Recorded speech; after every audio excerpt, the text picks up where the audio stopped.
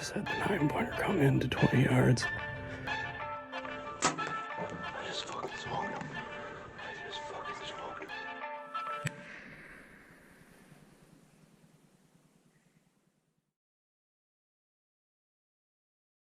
All right, and we're rolling. Episode 7, Borderland Pursuits podcast. Welcome back, everyone. We are super pumped for this one today. We have a buck-killing stud, fitness guru, and just one of my best friends, Phil Larson. How's it going? Good. How you guys doing? Thanks for having me today. And I think we should start off with saying happy birthday to Brett first. Oh, boy. How old are you today? Big 3-0. 30, huh? Yeah. Nice. Gray hairs are coming in now. Yeah, me too, buddy. Me too. Still acts like he's 21. Yeah. Stay young forever, man. That's That's right. pretty generous. Well, gotta be 21 to drink, right? Yeah, little birthday coffees here, so yeah, let's jump in. Perfect. So you've had quite the year archery hunting. Yeah. It was a good year. So I was fortunate enough to kill a big 11-point buck that I named Splitter. So I've been after him for 4 years. We've had pictures of him on cam by my parents' property down in Solon Springs for 4 years now. And he was your typical mature buck that would only show up on camera at nighttime. So he was nocturnal. And this year we had him on camera twice. He generally showed up later in the year, mid-October timeframe. And sure enough, he shows up this year, mid-October. Actually, I'm sorry, it was November. It was when I was down in Green Bay for my son's birthday. We went down to the Packer game for the weekend, and I checked the cell cam. I think it was a Friday or Saturday night. Sure as shit, there he is. Looking bigger than ever. It was a good year, obviously, with a wet spring and an easy winter last year. So he put on some size from the last year, and he looked beautiful. I was kind of upset that I was down there because I couldn't wake up the next morning and go hunt him. But nonetheless, I was happy that he was still alive. That was the first time we saw him, so we knew he made it through the winter and through the last hunting season. Mm-hmm. So to say that put a kick, a pep in my step to get after him was an understatement. But yeah, so I sat quite a bit after that, generally on the weekends, a couple weekdays. If I got out of work early or if I took the day off specifically to go hunting, I'd go after him. But like I said, we never had any daylight pictures of him. And to add on to that, we hadn't had a daylight picture of him since 2021, I think it was. Wow. So, I mean, it had been a while since we'd seen him in daylight. So I guess my hopes weren't necessarily high, but you got to get your ass in the woods if you want to kill a big buck. So Yeah. yeah, so I had started putting up a couple more cameras on trails to try to pattern him a little bit, and I had actually gotten a picture of him where I had thought I was trying to figure out like where he was living at, right? Because I was going to try to put up a different tree stand to set up on him to try to get him moving in and out of his living area.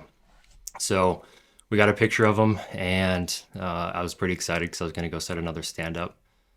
It just didn't work out that weekend to where I could get the stand up. So I just sat in my stand where we had pictures of him passing through every year a couple of times. And I guess I'll just get to the day of the hunt. I woke up early that morning, went out and sat.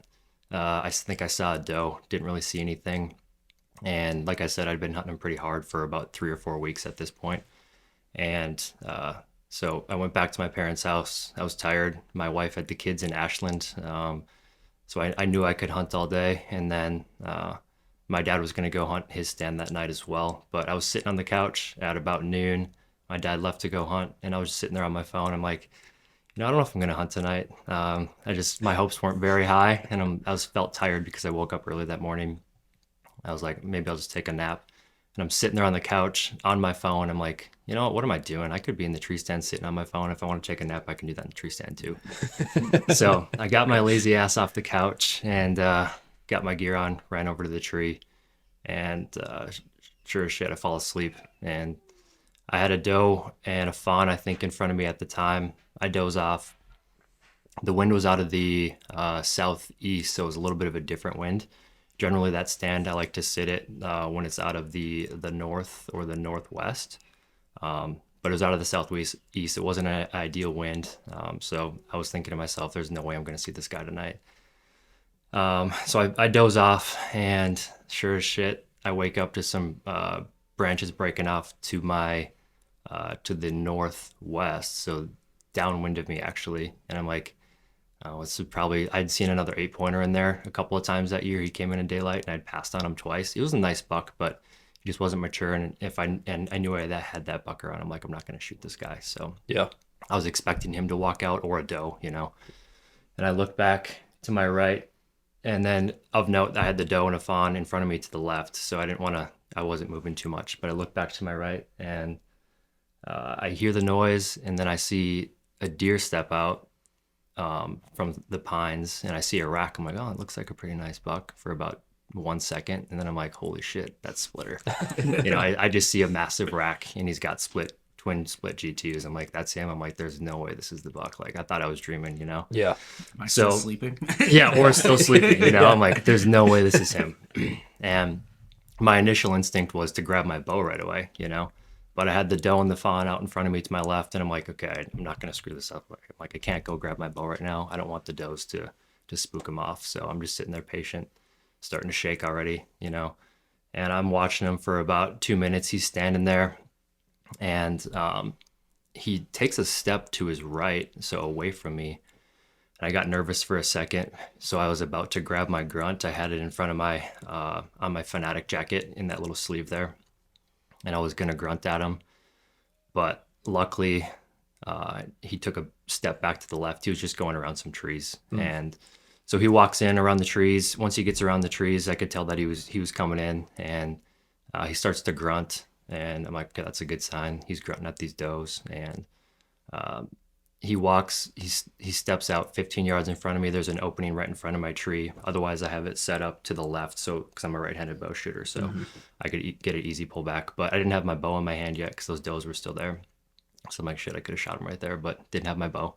So I'm like, I'll just be patient. He takes a couple more steps, and then the does take off about 15 yards away from the pile of corn there. And I'm like, okay, this is my time to grab the bow because he's not in yet. So I grab my bow, I get my release set up on it, and he walks in, but he's slightly quartering towards. And I'm like, all right, I want to take that shot. Like, it was tempting because it wasn't a disgusting quarter towards, but I'm like, I want to be ethical here. I don't want to wound this guy. That'd be the last thing I want to do. Yeah, with all those years of experience, like now you have this opportunity. Yeah, I'm like, I can't blow this. And so I'm sitting there patiently. It feels like an eternity, obviously, because it's the biggest buck of my life standing right in front of me, and I've been after him for 4 years. But I'm like, I've just got to be patient. And then sure as shit, he takes another step. So he's just facing me, you know, head on. I'm like, okay, well, I guess we're just going to sit here for a little bit while longer waiting.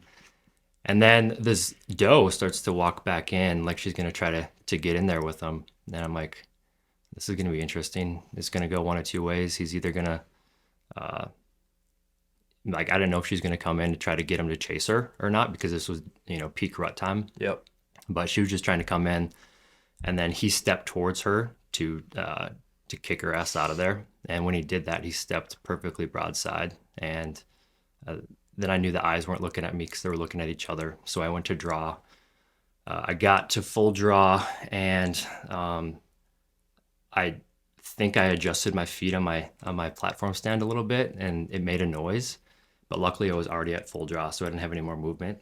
They all look straight up at me, and I just see this rack like swing up at me, and I'm like, holy shit. So I get back, I find all my anchor points, and it was like, I can relive it in my mind the way it happened. Like, normally when I shoot my bow at a target, like, I pull back, you know, I find my anchor points, I put the target on the sight, and I usually count to 3, and then I just, everything's just smooth pull, you know. It was just, my arm went right to where I wanted to aim. I knew I had my anchor points, and I just pulled the trigger, and I watched the arrow go, and I heard a nice solid contact, and I saw my arrow go through full pass through. And he kind of did the classic jump up, kick his hind tail or his hind legs, like he hit him pretty good. Yeah. And then he ran off, and I watched him the whole time. He only went about 40 or 50 yards, and then I saw him stop, and then he started to tumble up, and I was beyond psyched, to say the least. I sat there and just soaked it in for a couple minutes, but then I got on my phone. I think I Snapchatted you right Yeah, away. you're messaging me like right away. Yeah. Like it happened. I'm like, holy shit, dude, I can't believe it. I just killed my target buck for the last 4 years. So Yeah. it was really cool. And you smoked him. I smoked him, yeah. That picture you sent, like, it was like dead center hard shot. Yeah, it was a hard shot. Yeah. And it was like, I don't know, dude. It was luck because, I mean, it wasn't luck. Obviously, we all practice a lot, right, for these situations. But just the way it all worked out, like I would have never expected something like that to work out so well. Yep. And everything came together that day. And that just goes to show, like, those days when you don't want to go sit in that tree, like, yeah, you just gotta get out there and do it. Like, Yep. You could have just completely missed that opportunity by wanting to watch videos on your phone or something. I would be absolutely depressed to this day because he would have showed up on camera, and I would have been like, I would have been just down in the dumps because I was sitting my lazy ass on the couch. But yeah, it just goes to show you got to put the time in the woods if you want to kill nice animals. Yeah. So What day was that on? I think it was a Friday. I'd have to look back on the picture, but it was I think it was late November. So prior to Thanksgiving, it was probably like around the 17th or the 18th time frame, and it was just prototypical rut time in the woods, and it was a lot of fun. And then prior to that, I'd seen some bucks, and the bucks were sparring back there, chasing does like crazy, and it was just a really cool experience. They just weren't shooters, but it was still great to be in the woods and see all that action going on. So I applaud you for kind of just like taking your time too, because like you talked about, like as soon as you started walking out, like you could have grabbed your bow and tried making the shot there, but you're like, no, it's not the right time. Yeah. Just wait, and like obviously your target buck is right in front of you. Like, right. It's hard to withhold from doing that. Yeah, you want to press. It's just natural to want to press the situation because you're so excited. But I've gotten burnt in the past doing that, where like you're not accounting for all the eyes in the woods that could be looking at you. You're just paying attention to the one deer you're trying to target, and it's those other eyes that are gonna screw you, Yep. So The picture that I have from you is November 16th. 16th? That sounds right. Yeah. So How many sits do you think you sat just targeting this buck? I mean, the past few years, if you were to just guess, if I had to guess, it's well over 15 a year for 4 years. So whatever that math is, math in public, that's 60, right? Yeah. So at least 60 sits. And there are, you get discouraged. So obviously you try a couple different stands because you've got at least shooter bucks at different stands that you want to go sit at, but none of them compare to your target, your true target buck. So I didn't spend a lot of time at other stands. It was mostly this stand. I would try to be smart about the wind, but I mean, this guy was rutting and I knew it was rut. I wouldn't normally sit this stand with the wind that I had, but I had him on camera. So I'm like, I'm just going to do it. And luckily, usually you don't get lucky enough for a big ass buck to come directly downwind of you. yeah, And then get a chance to kill him, but he was chasing tail that day. So yeah, his mind was in a different place completely, for sure. yeah. That's the beauty of that time of the year is just never know what could happen at any moment. You can get away with a lot of extra stuff in the rut because they're not thinking with their brain. Yeah, So definitely. yeah. Was there any other bucks at all that you had on cam where you were like, if this one, like you said, you passed up the 8-pointer, that was a nice deer. Was there any other ones that were like, I won't pass this if this happens? Yeah. There was one. It's a really nice 9-pointer. Okay. I haven't seen him on camera. We had him early season in Velvet. And he came into the actual stand once or twice. And he was nice, He's probably a classic 130 buck that you see around here that a lot of people won't pass up because it's a nice buck. Yeah, they're nice deer. Put them on the wall and they taste good. So yeah, he just never showed himself. I don't know if he was, it was early season, so you got a lot of different bucks, batched up, passing through the area. But then once the rut starts, they kind of go back to their homeland, if you will, because the dominant buck in that area is going to try to be breeding all the does. You hope at least, Do you know how well known that buck was? Yeah, now I do. I didn't know at the time when I killed it. So after you had killed it, people knew that I know you. They're like reaching out to me and they're like, "There's no way you killed it." Yeah. And I'm like, what are you talking about? He goes, "I've been hunting this deer. I know so and so's been hunting this deer." And I'm like, "Well, he's been hunting it for 4 years." Like I know. Right. I'm like, that deer was like heavily pressured by a lot of people that did know about him. Yeah, so the cool part of the story is actually we've had pictures of him since 2021, so however many years that would be. But we assess that he's a 6.5-year-old buck, I think, 5.5-year-old buck, maybe. Math in public. Either way, Yeah. after I killed him, a guy sent my dad a picture of him when he was what we would assess as a year and a half, like yearling buck. So we ran all the pictures together, and it was definitely him because he had the split G2s when he was a younger buck. So, like, yeah, that if you had the picture of him as a year and a half year old buck with split G2s, you're like, that thing's definitely got potential, right? Yeah, and most people are gonna see that, and they're like around here, like that's gonna be their biggest buck at that year and a half with the Right. split G2s. Like, like they're not passing that deer. Like that deer Right. survived so many hunters and seasons of just people and Right. He had obviously he's a smart buck because he got big. Yeah. And he must have just had an area that he hung out at Mm-hmm. that he knew he wasn't getting pressured. And I think I have an idea of where that area is now. So, and luckily I've got access to be pretty close to that spot. So, I mean, Yeah. if it's a good area for a big buck to live, hopefully there'll be more in the future, Yeah. And were you still getting pictures of the 8 that you passed up this year towards the end of the season? Yeah. So there's potential next year for Yeah. some more opportunities. And this year, I mean, as I'm sure you guys have seen, maybe not, but there were more bucks this year than I've seen in the past 4 years. There were good numbers, and they were all, you know, for their age, there were nice bucks. So I think hopefully we have another easy winter this year, like we have, and a good wet spring, and hopefully we'll see some more potential next year.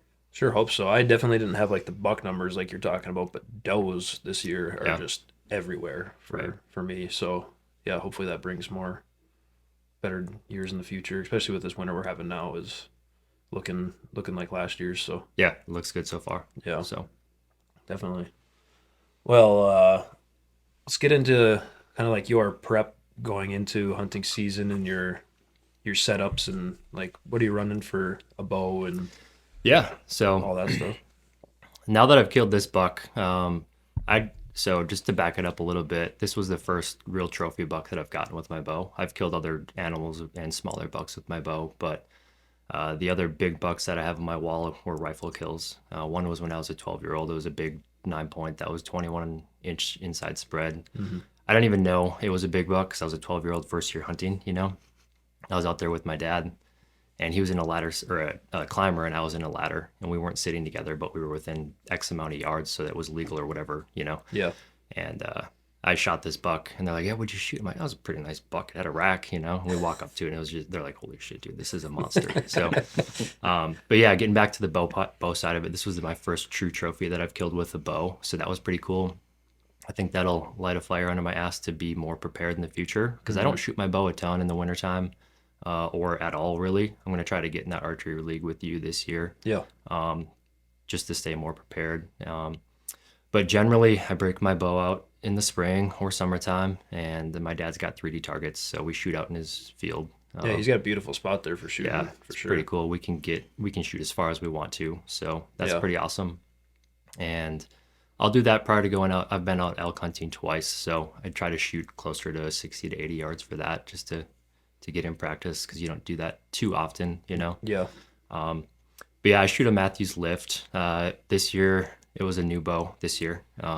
It's the 29.5. And then for my arrows, I'm shooting Easton Carbon Hex. And I shoot a 100 grain Rage 2-blade, big expandable. And that's what that picture of my buck, that's the entry hole with Yeah. that big gaping hole, Just does some another reason damage. why I love those Rage, just so you know. Yeah. And in the past, I've shot Grim Reapers, and I killed a buck 2 years ago with it, but I didn't hit where I was aiming. And, I'm grouping arrows with a field point pretty consistently, obviously at 20, 25, 30 yards. And I'm like, this just doesn't make sense. I know where I was aiming, and I knew I had my anchor points. Like, it should have been a good shot. I'm like, maybe it was because it's in a tree stand, 'Cause Yeah. that's a little different, shooting from a different angle. But I went back and shot that same arrow a couple times, and it hit different spots consistently. It would never, They're I not couldn't flying pattern it. true, yeah. So then I changed over to a Rage 2-blade, and I've had really, really good luck with that, knock on wood, but it's been a great broadhead for me so far.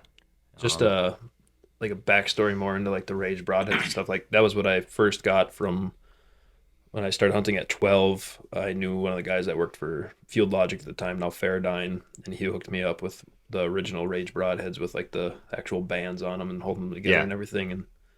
And they were just devastating then when I was hunting with them or shooting them, and just seeing what they did, and like talking with your dad, like way back being young. I met you when we were about 12 or 13 or whatever, Yeah.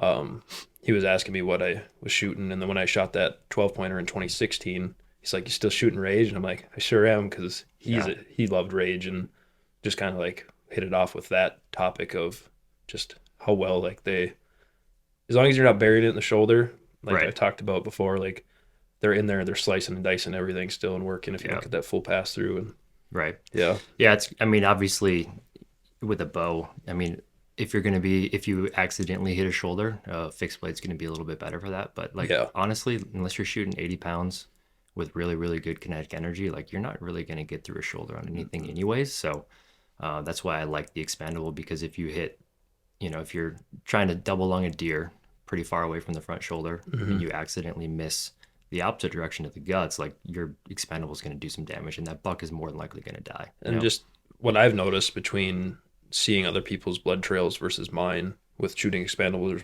versus fixed is if we're both double lunging them or whatever, my blood trails are quite a bit better with a mechanical broadhead. And Yeah. for me, my color vision's ass, so the more blood I can get, the better when I'm on the trail. So like, Yeah, I mean it's like spray paint on trees. Yeah. After you hit one good with one of those. yeah, broadheads, so it's spraying and yeah, it's fun. yeah, That's why I like them. But yeah. But then, so for my sight, I shoot a HHA Tetra. It's got the dovetail to go directly into my Matthews, which is pretty nice, and that's the vertical dual pin. So it's got the dial on it, and it's got you sight it in, and you put the correct tape on it for the directions of the sight. So then it's got 2 pins on the tape, so I find that nice for going out west for elk hunting, because as you guys know, with elk, when you get them in front of you, they're a big ass animal, a lot different than whitetail, which is all I've got experience hunting. Like you can't visually range it with your eyeballs. Like you absolutely need a rangefinder for that. However, if you have ranged a few trees and maybe he's between the trees, you're like, okay, he's anywhere between 40 to 50 yards yeah, or 30 to 50 yards. With that dual pin, I like the vertical more than the horizontal, just because you can see more of the animal I do itself. as well. Yeah. It doesn't cover the animal up as much. But you could be like, okay, I think he's about 40, and you look at your tape, you're like, okay, the top pin's at say 30, the bottom pin's at say 50. Like the animal's big enough, you can put, hypothetically, if you don't truly know the range, you can put both pins on them, and you're more than likely going to hit the deer or the elk, sorry, in a pretty good spot. Obviously, in a perfect world, you'd have it ranged and you'd have your top pin set for that and you'd aim right on. But I feel like it gives you a little bit more flexibility to kill animals. So I really like that sight. And then I think it's called a 0.1 or a 0.01 pin. So it's the thinner one. So I find it to be more precise. Yeah, I'm the same way. I want kind of like as little there as possible to Yeah. just have the most clear sight picture I can. I had to go to the 0.19 pin this past year. Okay. It was like out to distance with the smaller pin. I was having problems. Having problems? Yeah. Yeah, everyone's just eyes are different, so I don't Yeah. think there's really any Right or wrong. right or wrong when it comes to your pin size. But Right. yeah, I want as much of the visibility of the animal I'm hunting in my sight picture. Yeah. But to go back to what you're saying with the vertical post, it's like when you switch from doing the horizontal, like it just opens up your sight picture Yeah. so Yeah, much. another reason for the verticals are Yeah. the way to go. And a lot of guys will shoot the single pins, or then they got the 3-pin verticals now. But I really like the 2-pin. Yeah. Definitely. Especially for a whitetail. Because Yeah. I mean, you're probably not going to be shooting more than a 30-yard shot for a whitetail. So Yeah. 2's great, 1's great, 2's great. You get out west, maybe 3's great if you're really confident shooting out to 80 yards or whatever it is, because the less adjustments you have to make to your sight in a split-second decision time frame, the better, right? But yeah, I found it works out great. So Hell yeah. So you got new land this past year. yeah. What are the plans for developing that and for next season now? Because you shot your King of the Woods and Soul in there, so Yeah. you got plans now of building up your own property. And Yeah, I've got too many plans. Probably more ambitious plans than I can realistically get done this year, but it'll be a process over multiple years. But obviously, I want to get it set up to where I can hunt it this upcoming season. So, so far, it's in South Range, so not too far from you, and it's red clay up here with decent topsoil. I haven't got it tested yet, but I've got a test kit. I'm just waiting for the ground to maybe thaw out, or I'll just go out there and bust through to send it. I ordered my test kit and it was late fall or whatever, and I'm like, this would be perfect. I can still dig and everything's fine. Everything I got approved or came in or whatever that I needed, and the next day it was like snowing, negative, or it was like 10 degrees or something. I'm like, wow, I think I might be late now. Yeah. Yeah, because there's a special way you have to do it. Like, it's not just as simple as going out and picking some dirt up and throwing it in. Like, you're supposed to dig down so far and get certain different layers of the dirt. And So, then mix from different areas of the whole Right. thing. And Yeah. so I got to do that. I'm hoping it's good soil. If not, I'm just going to send it this year and see what happens, and then try to fix Yeah. it up for the next year. But yeah, so what I've done so far is my buddy, he's got a nice skid steer, and he had access to a forestry mulcher attachment. So the property that I bought, it's a cool chunk of property, but the individuals that I bought it from had it logged about 4 or 5 years ago, and it wasn't a very pretty log job. You could tell they did it for the money, Yeah. and they left a lot of slash on the ground for the logging trails. So we brought a forestry mulcher in there and did about a day's worth of work, predominantly on the trails that I want to make around my food plot and the food plot area itself. So we've got a bunch of mulch on the ground right now. I've been taking a mini excavator while the ground's frozen. I'm just putting the blade down and trying to get rid of that mulch so that I've got soil showing in the springtime. The nice part about, well, I think it's the nice part, I don't know, where the tailings were on the ground, nothing was growing because it never got any sunlight. So it's going to be bare soil. I'm just not sure, since it hasn't seen the sun in a couple of years, if it's going to really produce anything. So we'll see. I hope it does. We'll get the disc on the tractor and do Yeah. some light Yeah. work. And We'll make it work. yeah. But the game plan is to put, I've got a 5 type of clover blend that I'm going to put down on the trails. And then I'm going to put a mix. It's called the Kill Plot Mix. I ordered it from Whitetail Hill Properties, I think is what the company is. Okay. And I'm going to plant that in it's about a 3/4 to an acre food plot area. I'm going to do some clover and then that mix specifically where I want to kill the deer. And then in the future, I'm going to use this spot. I'm going to make it a little bit bigger and use it as kind of like a community food plot. And then I'm going to get a kill plot set up somewhere else. But for now, this is what I'll have. And then I've ordered 10 fruit trees. So I've got 2 persimmons, 2 late drop persimmons, 2 crabapple, 2 apple, and then 2, they're called deer plum trees. And then I ordered 2 Chinese chestnut trees. Nice. Based off of the website, they said they're rated for zone 4, and being in South Range, like a lot of northern Wisconsin and Minnesota is actually zone 3. But if you look at the no shit chart, if you're close to Lake Superior, we're technically zone 4. And the difference between zone 3 and zone 4 is like 5 degrees. So it seems like we've been having more mild winters recently.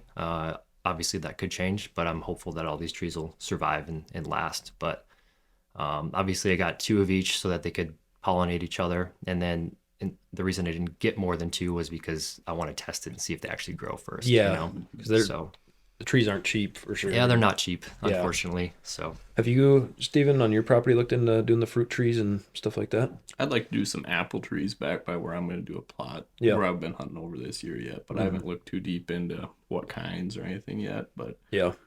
I've been thinking about doing apple trees. I got some in the backyard, obviously, here, and then I was thinking about down by the plot, putting in a few and just seeing what happens, fencing them off for, however many years it's going to take to right.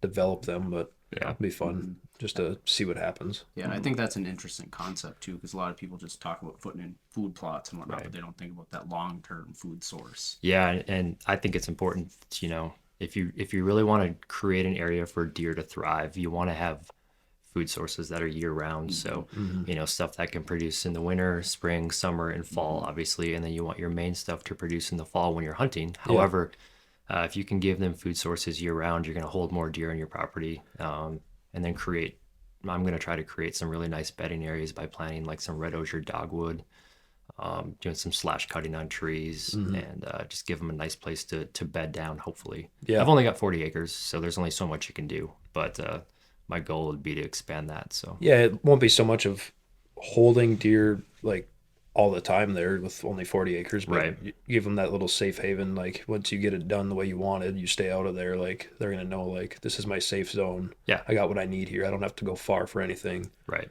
And then like you talked about doing your trails with clover, that was Mhm. the same idea I had was I can do my trails in clover in the spring. My trails are that food source from spring through summer into the Mhm. fall when late summer I'll be planting my actual plot and try to make it a whole year round type deal Right.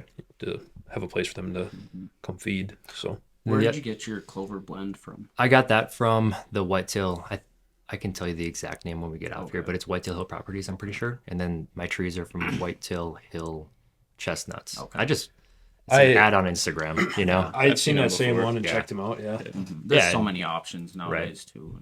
And then I ordered some Christmas trees because I wanted to do that for my kids. And then I ordered I think 12 sugar maples and then 12 white oaks from I can't remember the name, but it's a local Wisconsin tree nursery. So I'm going to plant those as well and just see how they take. But yeah, I'm excited for it. And then I nerded out a little bit when I was down at Alert last week. I was there for a week inside the Alert shack. Couldn't leave. We didn't fly like I was telling you guys prior to this because the weather was bad. So I had not much else to do. So I just kind of nerded out on reading on trees and food plots and whatnot. And what I found was what they recommend is you plant clover around your trees, or if you want to put like an orchard of some sort for fruit or any kind of trees, they recommend you plant clover around it because clover has a thick stand, so it'll kill the weeds out, not allow the weeds to grow. So then your trees aren't competing with the weeds.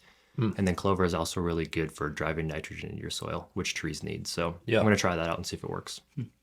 We'll have to Makes do some more sense. talking later on that. Give me some more ideas because you definitely dove deeper than I did. Yeah, I had a little extra time, so Yeah. I'm like, I might as well do something useful while I'm here. Yeah. You know, I'm by no means an expert when it comes to agriculture because I don't have any experience. Like my family doesn't do that kind of stuff. But Yeah, we're all nowadays, learning, and yeah, that's what makes it, I think, so fun. Especially this year, both of us have new property, or three of us got new properties, and you guys are talking about doing food plots on your lease, and like we're all gonna be. Maybe we all try like a different brand just of bounce seed ideas or, off each other. Yeah, Well, it's like- just it's see a- what works. It's a rabbit hole that you can just go down. oh It's for like, sure. Yeah, Depends on who you listen to or whatever. yeah. YouTube You can listen video. to podcast Y. They're telling you this is the seed, this is what you need, and it's like, how much of that's true, or how much is that? Are they paying you to say this? Right. You know, and then the other guys will say nope, this, and there's a few podcasts I think you can listen to out there that are gonna tell you some really good information, and they're not even gonna give you a name of a company. They're just gonna give you the ideas of how you should do it, not so much. They're of, not trying to push the sponsored product or Yeah. whatever. You know, yeah. But How did you pick those fruit trees? Like, was that just all on that website? They said these produce this time of year, and you kind of just picked them to spread throughout the year. Is that Yeah. kind of your strategy on that? Yeah, so I mean, this is obviously by no way, shape, or form me trying to push this website, but it was really intuitive and it was really good. Like they help people out that have no idea what the fuck they're doing, which was me. And they have like a choose my tree type of an option, and it's just 3 basic questions. It asks you like, what are your goals? Like, what kind of animals are you trying to produce for? Where do you live? And then what is your soil type? So I just guessed on not all of that, but like the soil type I guessed on because it's clay mostly, so it's pretty wet soil. And then they pop out based off of your soil type, the trees or the animals you're trying to target, and then your climate. So like zone 4 for me, what kind of trees would thrive the most or actually grow without dying in the cold winters up here. And that's kind of how I picked what I wanted. And I knew I wanted fruit trees just because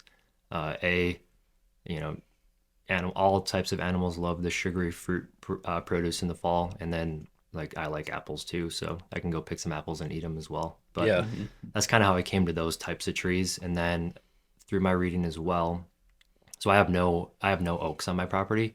Up here, it's pretty much all popple trees and pine trees, and I'm just trying to diversify it a little bit. Obviously, deer love acorns, but from my reading, obviously acorns have quite a bit of tannic acid in them. So, like a deer would prefer a white oak over a red oak acorn because of the acid content. But a chestnut, I don't know if this is true or not, but what I read is a deer would prefer a chestnut like 1,000 times to 1 over an acorn because they're sweet and they don't have any tannic acid in them. So that's how I came across the chestnut. It's kind of hard to find a chestnut tree that'll grow in the cold, but Yeah. the Chinese chestnut's kind of a hybrid.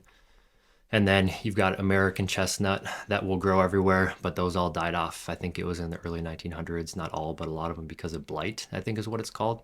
Okay. It's something that attacks the bark. I was going to order some of those, but the company I was going through didn't have any in stock at the time. So I just went with the Chinese chestnut. But Are these like seedlings or like 4-footers? they're or- seedlings. Yeah.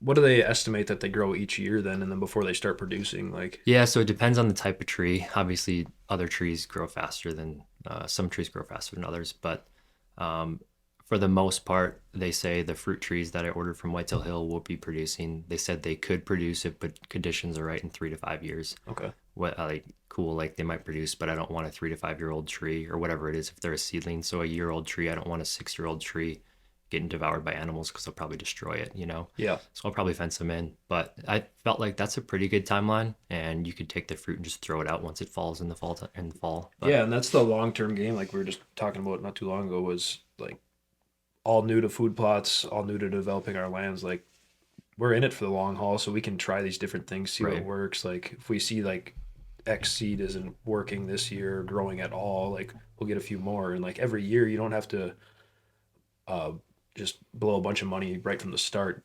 Start out with a few, yeah, and then each year, keep adding to the arsenal and whatever trying works, different stuff. try to duplicate it. You Yeah. know?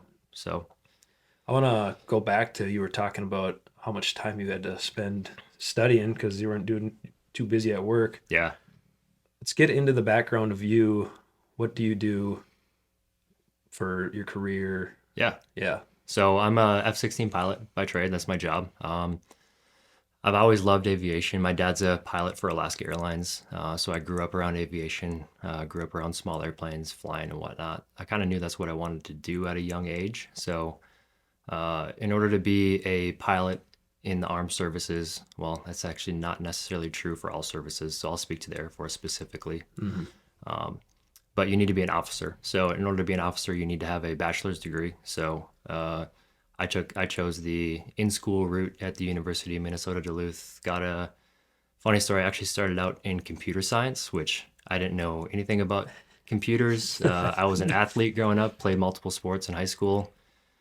But And back, like growing up, like that was all you talked about was like, I'm going to be a fighter pilot. There was no real, Yeah. you liked working out in airplanes and that was it. There was no like, how am I going to get there? Like, Right. I'm going to do it. So Yeah. I could just see where like signing up for college, you're like, well, this sounds kind of interesting. Maybe like computer science, put me down. yeah, and the reason that I picked it was because it sounds like, and it is a more technical degree that I thought would have made my application package stronger than others. Better than the underwater basket weaving. Correct. guy. That everybody always generally says Yeah. like that's all you technically need because you just have to be an officer. Like Yeah. to be a pilot, they don't care what your degree is in. But they care how you apply yourself outside of Yeah. that, like it Yeah. just shows that extra work ethic that's going into it. Right. So I did a semester of that. I'm like, this is not for me. I'm like, I talked to my advisor. I'm like, hey, dude, like, this shit sucks. I don't want to do this anymore.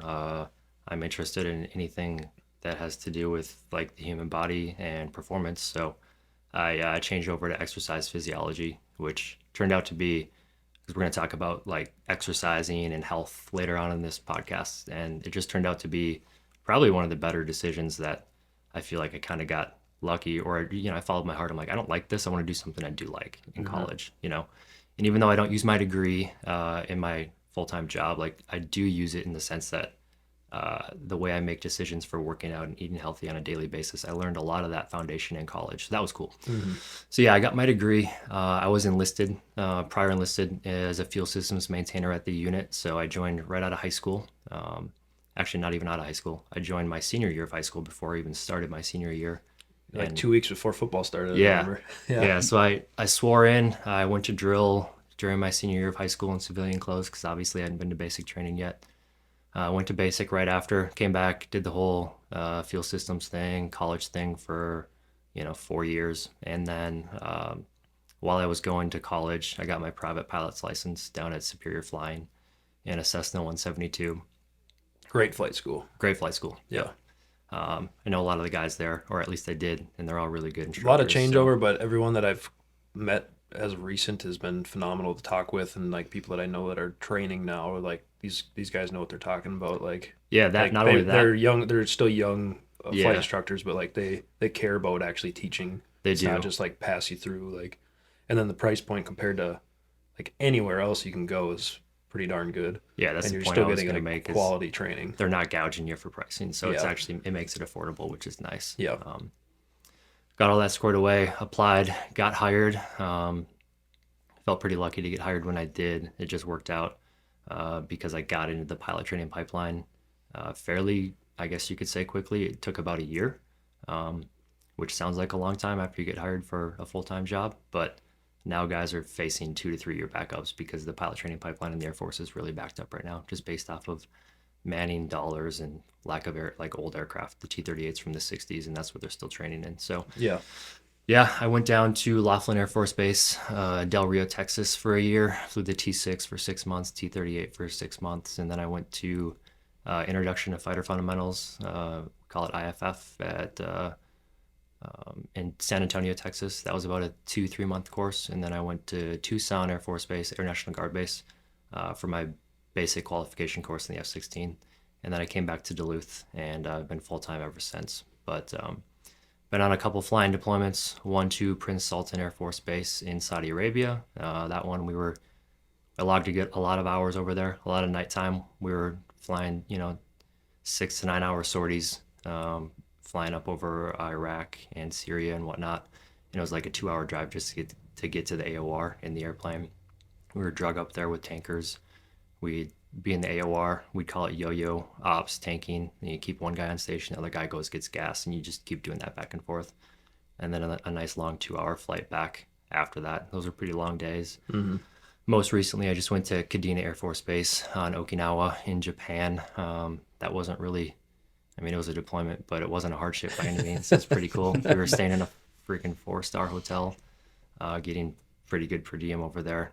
Flying was pretty awesome. Airspace was good. We got to integrate with F-22s and F-35s from the Marines and whatnot, so that was really cool.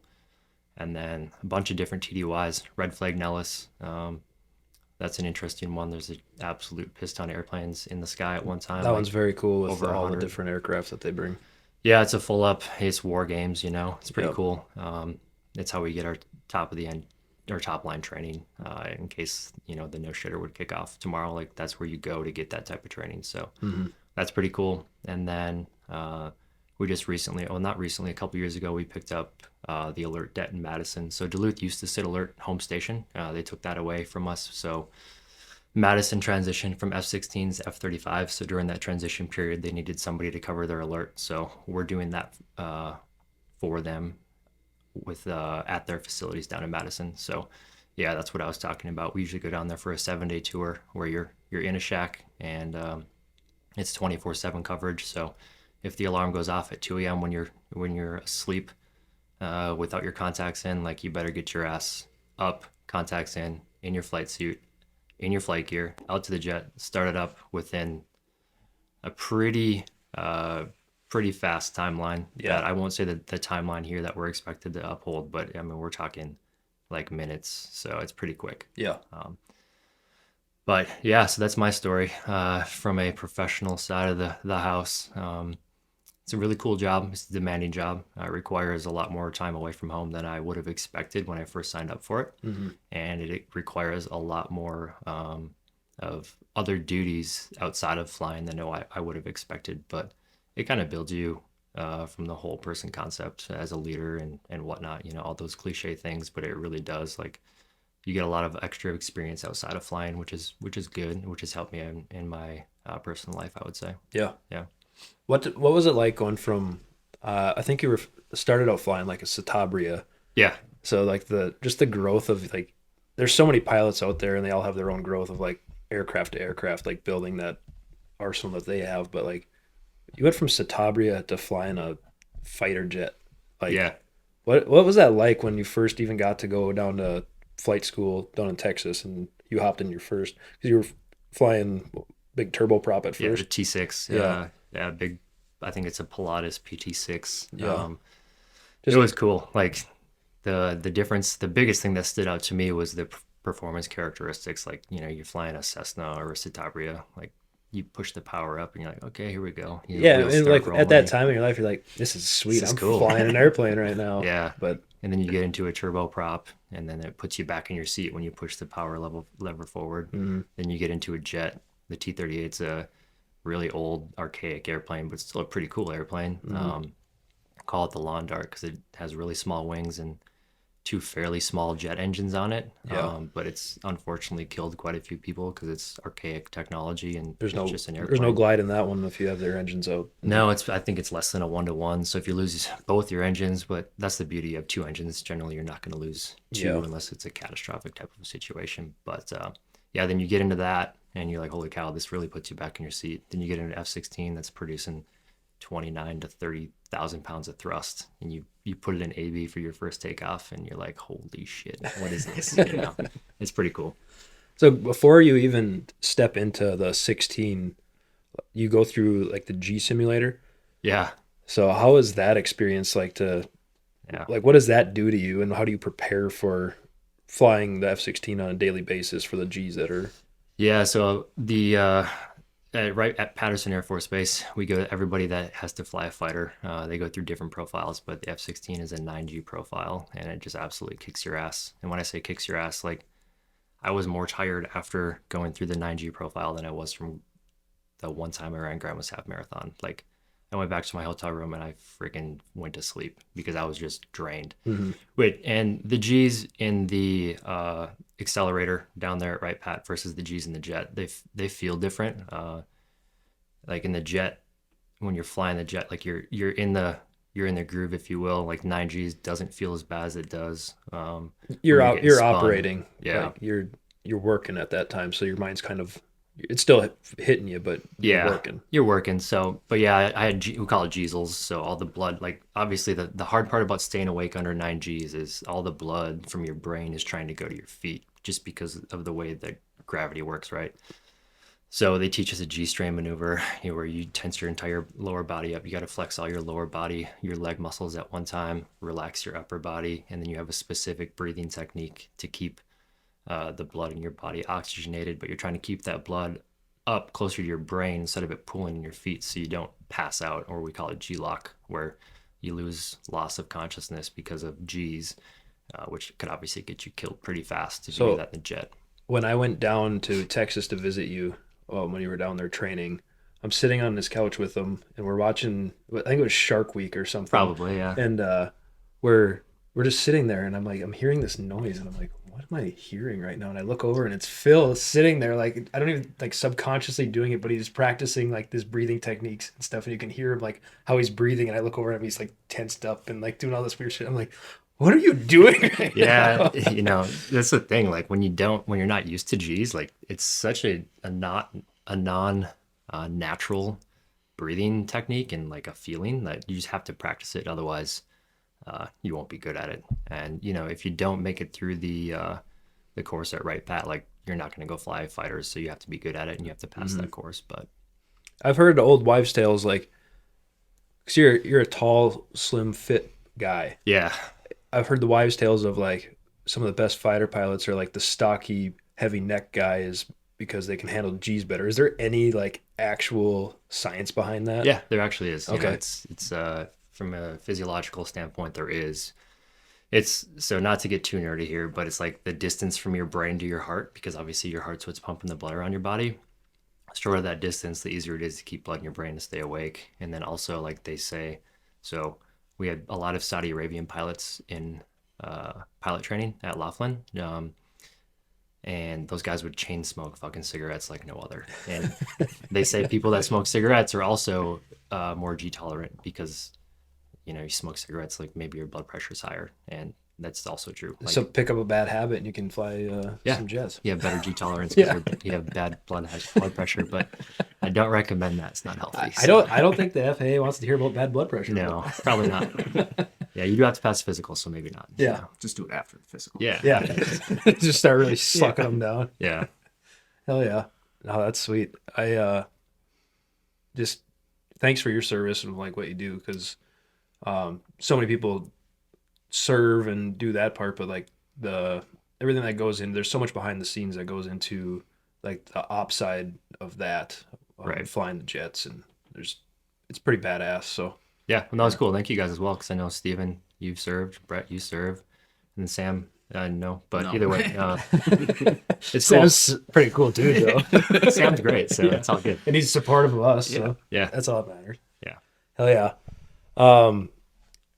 Back to the fitness aspect for the aviation, like we're talking like being fit to fly, the fighter specifically, and then hunting. Like with your degree, like what did you learn? You were talking about that a little bit, but like what are like some big takeaways you had from learning about being as fit as possible for being in those G's, doing that work, or going to hike in the mountains? Like how does it affect you, like knowing like you're a very fit person, so we're sitting back here and like we're making sure that we're training like as hard as we possibly can before we're going on an elk hunt, and we're still not nearly in the shape that you're gonna go by just waking up tomorrow. So Yeah, I mean, I could talk about this all day. I'm super, super passionate about fitness and just overall health, but I'll try to keep it to a couple of main points here. Like just being healthy and being fit, in my opinion, affects your everyday life, whether it's you playing with your kids or you being able to do work around the house, like just basic on a basic fundamental level. and just mentally and just healthier. It keeps you, like, for me, I work out every morning before work. Wake up at the ass crack of dawn, usually 4:45. My alarm's set to wake up because we usually start work roughly around 7, and our first briefs for flights are at 7:30. So I want to get that workout in to start my day, just because that's the routine and the habit that I've started. I haven't always been like that, but once I started pilot training, that's what I transitioned to, because you never know if you're going to get your workout in during the day based off of your work day. And now that I have kids, I don't want to be working out after work, after I just put in a long ass day and I'd be super tired, and I want to get home to my kids. So that's just my routine. That's what works for me. And I find myself significantly more energized after a workout. Whereas if I, for some reason, didn't wake up to go work out that day before work, like I just find myself dragging throughout the day. I'm like, damn, dude, like I didn't get my workout in. It's a mental aspect of it. And then like, I think physically, like a workout will put extra pep in your step and get those endorphins flowing. And yeah. So yeah, just on a fundamental basis, I feel like being healthy, eating healthy, exercising at just a basic level are important. Like you don't have to be structured. You don't have to do it every day. You don't have to follow these complex workout routines or these complex fad diets that I don't recommend anyways. It's just like on a basic level, eat healthy, eat whole foods, don't eat processed foods, and just try to find a caloric intake. Like you don't even have to count your calories, but if you step on the scale every day and you're not gaining weight or losing weight, like if your goal is to just maintain, like if you're eating whole foods and you're maintaining your weight and it's a balanced diet with protein, carbs, and fats, like you're probably doing better than most people are, to be honest with you. Yeah. And then from an exercise perspective, just like trying to get in some sort of resistance training, which there's a lot of research out there that, especially in older populations, people who start to develop osteoporosis and osteopenia, so like deterioration of their bones, and then that's when elderly people fall and break their hip. Like them falling wasn't what caused them to break their hip. They fell because their hip broke when they were trying to walk, because they haven't incorporated fitness training or resistance training into their routines throughout their lives. So it's just like longevity type of stuff. Like if you eat healthy every day and you exercise, like you're probably going to live a longer, more prosperous, better, and in my opinion, absolutely a more mentally healthy life. Because I don't know, like whenever I'm having a bad, like when we were in college and we lived together, like if I was having a bad day, like I just go get a workout in, and my mind would, at least for a little bit, while I was working out, I wouldn't be thinking about whatever I was pissed off about. And then afterwards, like I'd have a clear mind for a while. So like from a mental perspective, like I think fitness can help a lot of people out. And it's just like trying to think about your future self. Like when you're a parent or when you're a grandparent, like do you want to be able to play with your kids? Like do you want to be able to stand up from the couch, kneel down, play with your kids? Or do you want to be that person that's sitting on the chair that can't even get up because they're A, obese, B, their knees don't work, et cetera, shit like that. I just think it's really important for everyday life. And then to weave it into fitness and hunting, like, dude, like when we go fly a BFM sortie in the F16, which is basic fighter maneuvers, that's what like Top Gun type-ish shit. Like Top Gun, obviously, it's not a very accurate depiction of what we actually do up there, but it's a really good movie and it's cool. But when we go dogfight, and you're pulling 9Gs, and we've got a tanker out there. So we go out there, we fight, we do 2 or 3 sets, we tank, we fight, do 2 or 3 more sets, tank, fight again. You're up there for 2 hours, but when you go land, like your ass is absolutely kicked, from a physical perspective, because you are flexing your legs as hard as you possibly can, and you're out of breath after a set because you're doing that breathing technique. And you're just depriving yourself of oxygen. So like it's a max exertion type of physical activity. So it's very important from that aspect of it. And then from hunting, it's like, we haven't got into this yet, but I know in your previous podcast, you guys have got into going out west and elk hunting, being up at altitude. Like, you're not going to do it if you're not at least somewhat fit. Like, if you're a couch potato that never gets off the couch, like, you're just not going to be able to do it. So if you want to you can't just wake up one day, say, I'm going to go buy a tag, drive west, and go hike up a mountain. Right. Like, it's not going to happen. Yeah. So like, you just have to have at least some sort of baseline, and then everybody's different. But like, yeah, obviously a month prior to going out on a trip like that, it's probably a good idea to get your ass in gear and get on a bike or get on a stair stepper, or just get outside with the pack and just do some hiking, shoot your bow. Like, I don't know if you guys have gotten into it at all, but you've been doing some of that exercise, and then you go grab your bow and you shoot it and you try to control your breathing and stuff. Yeah, like, especially beginning of August this past year, like, it was at least 3 to 4 days a week. I was putting my pack on, doing sprints in my yard, like 100-yard sprints, grab the bow, sling a couple arrows, and then instantly go run again, add push-ups, sit-ups. Like, it's just getting my heart rate, trying to shoot in a uncomfortable body feeling, and doing that just to prepare for elk hunting. Yeah, in the exercise physiology world, we call that specificity. So like, every athlete that trains for their specific sport, obviously you want to, like, you can do any sort of workout program, but you want to tailor it to what you want to be good at, like what you're trying to perform at. So adding some specificity into your training program, like you said, shooting your bow while you're fatigued, like you're going to be in the mountains, because you never know when an elk's going to give you an opportunity. You could have just got done with the 2-hour hike up of friggin' 10-degree incline, and if he steps out and you have to shoot it, like, you're going to take that opportunity. So if you put yourself in those situations as much as you can from a training perspective, like, it's going to help you out in the actual no shit, do or die situation. Yep, absolutely. Man, we could talk about this for a long time. Yeah, dude, I'm passionate about all the things we're talking about are like my 3 favorite things in the world. Yeah, besides my kids, obviously, but like, to like go do shit, like, it's hunting, fishing, flying airplanes, and then fitness. You have any big plans coming up for any sort of fishing for the winter, like going anywhere, or summer trips? Or unfortunately, no big plans. Just getting out there and doing it. Getting out there, getting the kids into it. I've been fishing the last 2 days. I went out with my dad, my wife, and our 2 kids, just trying to get them into, like, they're 3 and 5-year-olds, so they're not too fond about touching fish. So I'm like, all right, at least get me the waxy I can put on here, and they'll do that. And then yesterday I got them to reel the fish in, just trying to work them into it. Like, hopefully today I can get them to touch the fish, stuff like that. Step by step. You don't want to push it too hard on them. And right. You've been thinking about hunting with the kids at all? Like, next couple of years, getting them out? Or took Grayson out last year. It's just on my dad's property behind their pond. He's got a double ladder stand, so he's like, Daddy, I want to, every time I go hunting, he's like, I want to go with you. I'm like, dude, like, I know how this is going to go. Like, you're not going to sit still. You're going to be loud, and I'm not going to see anything. So I'm like, screw it. Like, I'll take a day off from hunting this big buck, because before I killed it. Yeah. I'm like, I'll take you out, and we'll just go sit in the tree together. We did that, and it was a really cool experience. We saw deer. They got within about, like, no kidding, they circled behind the tree, because it's right up on the edge of the pond, and they came in behind the tree. I'm like, dude, you gotta sit still. You can't move, can't make any noise. I don't have proper hunting gear for him, so he's wearing his wind jacket. Like, every time he moves, it makes noise. He's got his little plastic bow that's got, like, the suction cup arrows, and he's holding it. I'm like, all right, dude, get ready, here they come. Those are good memories right there. Yeah, it's cool. And, like, I'm like, okay, they're right here, and it was like, no shit, 5 yards from the tree, and he just looks at it, and it was like 10 does, and they all just took off. I'm like, well, that was cool, dude. We saw some deer at least. Yeah. So yeah, I'd like to do more of that. On my new property, I'd like to build a permanent stand, because there's, unfortunately, since they logged it, there's not a lot of mature trees I can put a platform tree stand in. So if I'd build that someday, it'd be great for the kids. Take them out there, because they could do whatever they want in there and make a lot of noise, Yeah, and that's what we were talking with Steve about is building a enclosed stand and getting the little one out, and Yeah.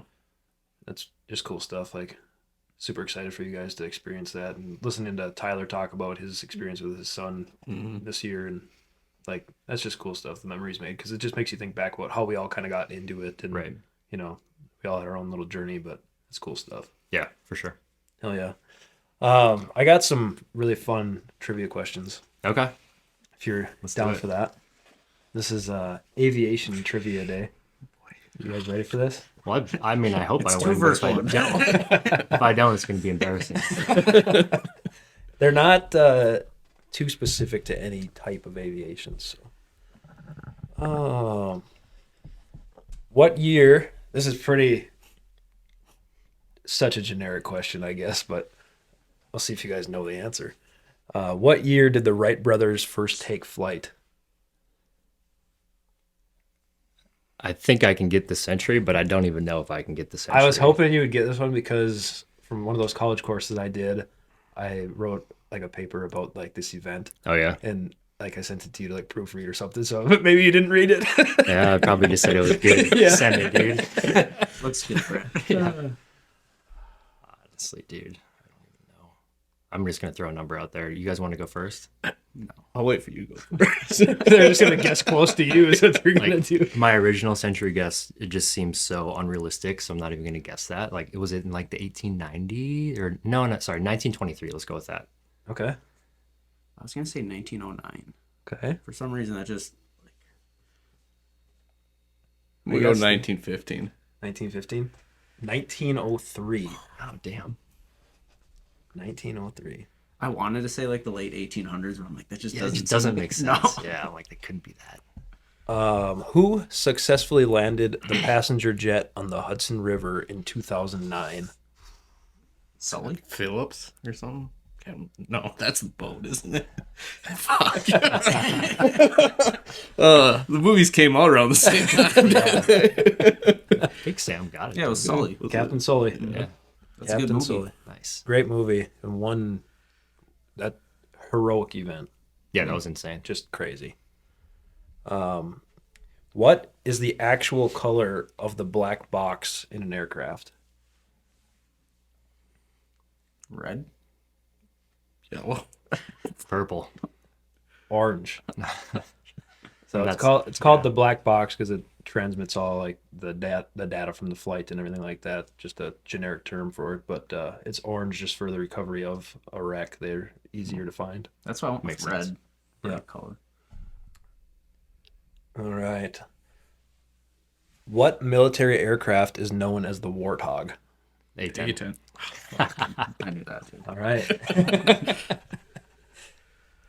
And in the movie Top Gun, what aircraft did Maverick fly? The original Top Gun. F-14. Tomcat. Go with his answer. Yeah, I concur. That's correct. And then, just curious, did the Top Gun movie play any role for you in wanting to become a fighter pilot? I'm sure it did. Yeah, because I watched that all the time as a little kid. I'm like, obviously that's cool, you know. Air shows obviously played a pretty big role in that as well. When you go see the Thunderbirds or the Blue Angels. And that's something I love about like living where we live is the opportunity to see that stuff where Yeah, you have one of the most beautiful seaplane bases in the lower 48 here, and then the air show in Duluth is the biggest in Minnesota, and we're not too far from Oshkosh, right. so we get to see it all. Yeah, we're pretty lucky. We grew up with a Air National Guard base in our backyard too. Yeah, Otherwise, I don't know where I'd be right now. I probably wouldn't be a fighter pilot, but you never know. I grew up watching the 16's take off out of my grandpa's office up at the airport. Like, Yeah. it was just something that drove me to join. Was every day being around aviation and then seeing that, I was like, that's freaking sweet. I need Yeah. to be a part of that somehow. So It's classic boy stuff. Yeah. Stuff that's loud and goes fast. Yeah. You like it, you know? loud, fast, and expensive. That's what Exactly. we're into. For sure. Man, this is fun. You guys got anything else for him? No, So you flew Cessnas when you were in college, right? Yeah. When's the last time you flew one of them? Ooh, an actual Cessna.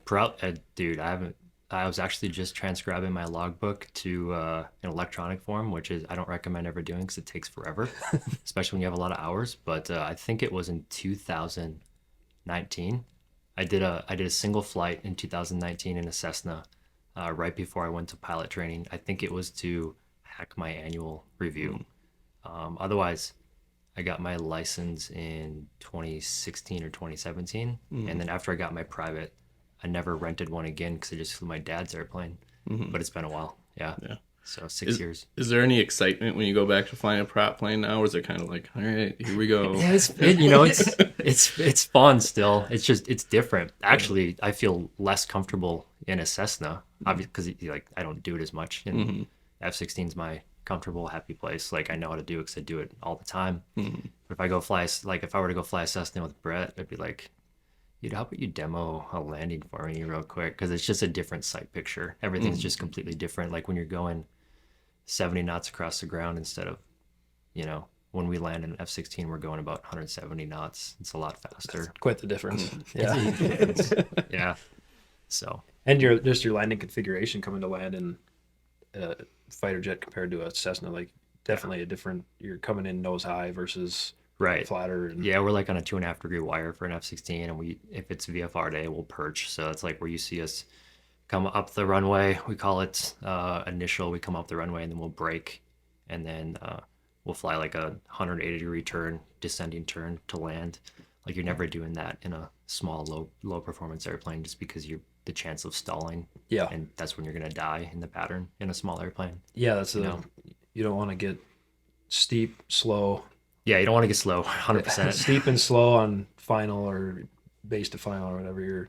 It's a bad day if you're in one of those planes. Yeah, it's not good because you don't have the power to get out of it. Whereas No. an F-16, you just roll out, hit AB, and you're off. You're good to go. But Hell yeah. Sam? I got nothing. It was just a cool episode. Cool listening to you, just how passionate you are about hunting, fitness, aviation. So yeah, thank you for coming on. I appreciate it. It was Yeah, fun. it's a good time. Steve, where can the people find us in March? March 14th through 16th at Minnesota Deer and Turkey Classic in Shakopee, Minnesota. Shakopee. We're gonna be down at the show. We'll have some merch, and hopefully we'll have some podcast equipment set up if anyone wants to come talk with us, and it'll be a good time. Yeah, Yeah, it'll be fun. we're really excited for it. So Phil, you might have to come down and check the booth. It'd be awesome. Yeah, You definitely. said it was March what? 14th, 16th? 14th through 16th. Okay, Yeah, cool. yeah, we're pretty pumped for it. Yeah, Yeah, it'll be a good time. go to all these shows and check out everybody's booths all the time, and now we'll have our own. Mm-hmm. Pretty fun. That's cool. Yeah. So besides that, thanks for listening, and we'll catch you next time.